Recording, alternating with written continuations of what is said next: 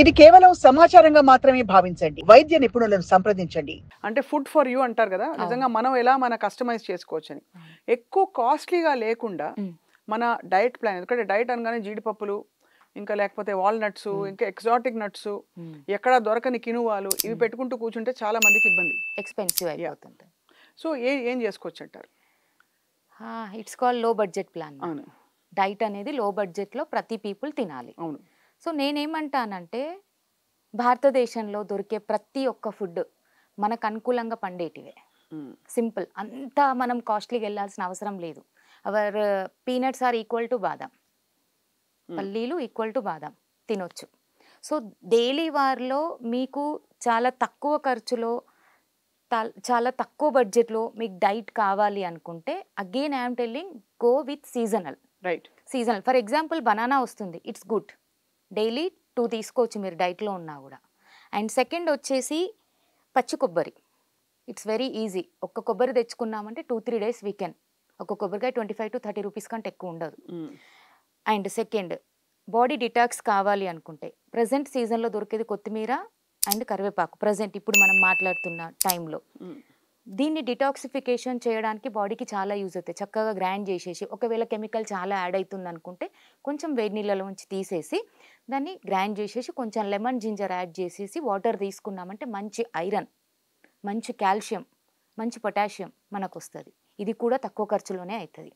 ఇంకా చెప్పాలి అంటే పాలిష్ పట్టిన తెల్ల బియ్యం కాకుండా దొడ్డు బియ్యం ఉడకబెట్టుకొని చక్కగా తింటే ఎలాంటి నష్టం లేదు. మంచి ఫైబర్తో మంచి పోషకాలు దొరుకుతాయి. ఇది తక్కువలోనే అవుతుంది. ఫోర్ ఐటమ్స్ చెప్పాం మ్యామ్ మనం. ఇంకా చెప్పాలి అంటే చాలా వరకు కిచెన్లో ఎక్స్పెన్సివ్ ఐటమ్స్ పెట్టుకుంటేనే మేము డైట్ చేయగలుగుతాము, మాకు కాల్షియం వస్తుంది, హై ప్రోటీన్ వస్తుంది. నో. ఇంకా శనగలు కూడా మ్యామ్ మనం ఉడకబెట్టి 1 kg శనగలు తెచ్చుకొని పెట్టుకున్నామంటే ఒక 1 month అంతా సరిపోతుంది మనకి. అది కూడా లో బడ్జెట్లోనే అయిపోతుంది. శనగలు నానబెట్టుకోవడం, ఉడకబెట్టుకోవడం, పోపు వేసుకోవడం, తినడం, కొబ్బరి వేసుకుని పైన. అంతే మ్యామ్. ఎంత బాగుంటుంది అసలు, ఎంత ఎనర్జీ ఫుడ్. కొబ్బరి తక్కువనే, శనగలు తక్కువనే మనకు ప్రైజు, దొడ్డు బియ్యము తక్కువనే ప్రైజు, కరివేపాకు కొత్తిమీర తక్కువనే, బనానా తక్కువనే. ఇలాంటి చాలా రకాల సీజనల్ ఐటమ్స్ని చూస్ చేసుకుంటూ మన కిచెన్లో చాలా ఈజీగా సెట్ చేసుకొని ఎలాంటి వాళ్ళైనా తనకు కావాల్సిన డైట్ చేయొచ్చు, ఎనర్జీగా ఉండొచ్చు. నిజం చెప్పాలి అంటే నా దగ్గరకు వచ్చిన వాళ్ళు అడుగుతారు, మేడం ఇంత ఎక్స్పెండిచర్ మీ ఫీజు ఇవన్నీ పెట్టుకుంటాము కానీ కిచెన్లో అంత పెట్టుకుందాము అంటే ఇంట్లో వాళ్ళు ఒప్పుకోరు మేడం, కాస్ట్లీ ఐటమ్స్. నేను దానికి ఈక్వల్గా ఇలాంటివి చాలా సజెస్ట్ చేస్తాను. జస్ట్ మనకు 5 ఇప్పుడు మాట్లాడుకున్నాం. So every one can do diet అండి, every one can do diet. So చాలా డబ్బు పెడితేనే మేము డైట్ చేయగలం, no. Low budget can also do a good diet. జామకాయ చాలా మంచిది కదా? చాలా మంచిది మ్యామ్, గుడ్ మ్యామ్. నేను కూడా మర్చిపోయాను నిజం చెప్పాలి అంటే. జామకాయ చాలా సీజనల్గా మనకి ఇప్పుడు దొరకడమే కాకుండా రెగ్యులర్ కూడా వస్తుంది.